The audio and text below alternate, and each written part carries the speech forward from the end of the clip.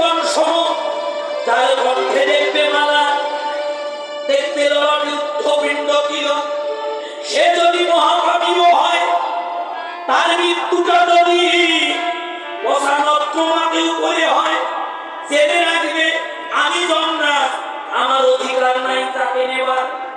তাকে দর্শন করিবা মাত্র তার চরণে প্রণাম করে বায়ু বিতরিত পত্রের ন্যায় সেই স্থান ত্যাগ করিবে।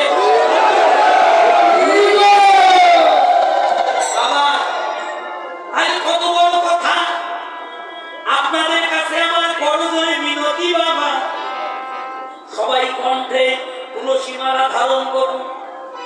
যার কণ্ঠে মালা নাই সবাই মালা ধারণ করুন।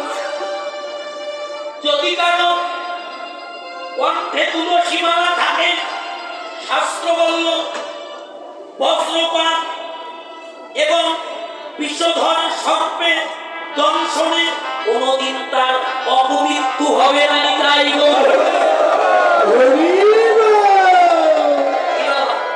প্রয়োজন আছে না তুলসী মালা? আছে না? কার প্রয়োজন নাই জীবনে তুলসী? সবার তো প্রয়োজন আছে না বাবা? তাই সবার চরণে বিনতি করি, সবাই তুলসী মালা ধারণ করুন। কি ছোট কি বড়, কি ধনী কি মানি কি কাঙ্গাল, সবার কণ্ঠে মালা দেন। বাবা তো বলা তো যায় না, এখান থেকে যাওয়ার সময় রোড অ্যাক্সিডেন্টে আপনার আমার মৃত্যু হতে পারে। এমন ভাবে অ্যাক্সিডেন্ট হয়েছে চেনার কোনো উপায় নাই, এটা হিন্দুর মরা না মুসলমানের মরা। ওমা কণ্ঠে যদি মালা থাকে, ওয়ারিসের সন্ধান যদি নাও পাওয়া যায়, বুঝে নিবে এটা হিন্দুর মরা। কি বাবা, নিকটস্থ কোনো হিন্দু ভাইকে ডেকে লাশ কাটিয়ে দেবে, নিয়ে যাও শ্মশানে, সব কাজ করো। আর কণ্ঠে যদি মালা না থাকে, আপনার জানাজাও হতে পারে না, হতে পারে না, চেনার উপায় নাই। তাই সবার সামনে আমার বিনতি, তুলসী মালা ধারণ করবেন। তুলসী কৃষ্ণ প্রিয়সী বলেন তো, এই আসলে দাঁড়ায় আছেন, কার প্রয়োজন নাই জীবনে তুলসী? কার নাই বাবা? হাত তোলে তো দেখি। সবার যদি প্রয়োজন থাকে, তাই আসুন আজকে তুলসীকে আমরা সাক্ষী করব। হে গোবিন্দা দেবী, তুমি আমাদের অন্তিম কালের বান্ধব। কোন দিন কখন কার প্রাণে যাবে আমরা জানি না, তুমি আমাদের অন্তিম কালে বান্ধব।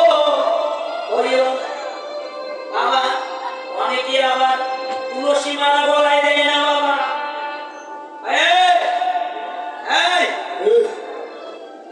তোর মতো আমার মনের মধ্যে অত পেঁচ নাই, তোর গলায় যত মালা, তোর মনের মধ্যে আরো কত পেঁচ। অনেকে বলে তুলসী মালা গলায় দিলে মিথ্যা কথা বলা যায় না, বলে না? মিথ্যা মহা অপরাধ, এটা আমরা সবাই জানি। কিন্তু আমি আপনাদের চরণে বিনতি করছি, যার যার কণ্ঠে মালা নাই, আপনাদের চরণে ধরে বলছি কণ্ঠে মালা দেন। যত ইচ্ছা তত মিথ্যা কথা বলে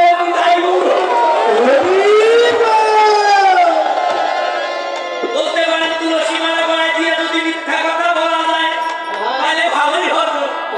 কি বাবা, আজকে এই যে শোনেন বাবা, আপনাদের কাছে বলি, শোনেন, যুগ কয়টা? 4টি যুগ। সত্য, ত্রেতা, দ্বাপর, এটা কোন যুগ? কলিযুগ। সত্য যুগে কোনো মিথ্যা ছিল না। ত্রেতা যুগে ত্রিপদ সত্য, এক পদ মিথ্যা। তারপরে কৃষ্ণ অবতার সমান সমান 2 পদ সত্য, 2 পদ মিথ্যা। এটা কোন যুগ? এটা কলিযুগ। কলিযুগে 3 পদ মিথ্যা, 1 পদ সত্য। কেউ যদি মনে করে যেদিন গলায় মালা মিথ্যা থাকতে পারবো, সেই দিন গলায় মালা দেব, আপনার জীবন যাবে। মিথ্যা থাকতেও পারবেন না, আপনার গলায় মালা দেওয়া হবে না। আজকে প্রমাণ করে দেখুন, ওই দোকান থেকে একটা তুলসী মালা কিনে গুরুজনের হাত থেকে ভগবানের চরণে প্রসাদী করে কণ্ঠে ধারণ এর মধ্যে যদি আপনি সত্যি মিথ্যা কথা বলেন, মিথ্যা কথাটা বদলে বের হওয়ার আগে আপনার স্মরণ হবে আমি তো গলায় মালা দিয়েছি, মিথ্যাটা বলা যাবে কিনা? মিথ্যা আপনাকে ছাড়ানো লাগবে না। যেদিন তুলসীর কৃপা হবে সেদিন মিথ্যা আপনাকে ছেড়ে দিলে চলে যাবে।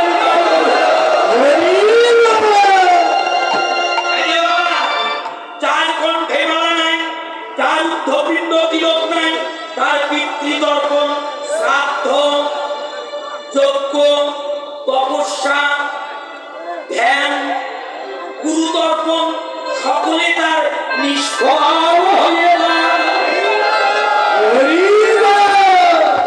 তাই তুলসী তুলসী আমাদের জীবনে সবার প্রয়োজন আছে, আছে না?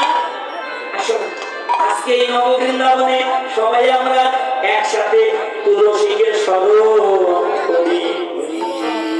সবাই গাইব, সবাই একসাথে গাইবেন আমার সাথে। এই যে বাবা এসেছে, সবাই হাত তুলে বলেন তো, হাত তোলেন, সবাই গাইবেন আমার সাথে। ও তুলসী কৃষ্ণ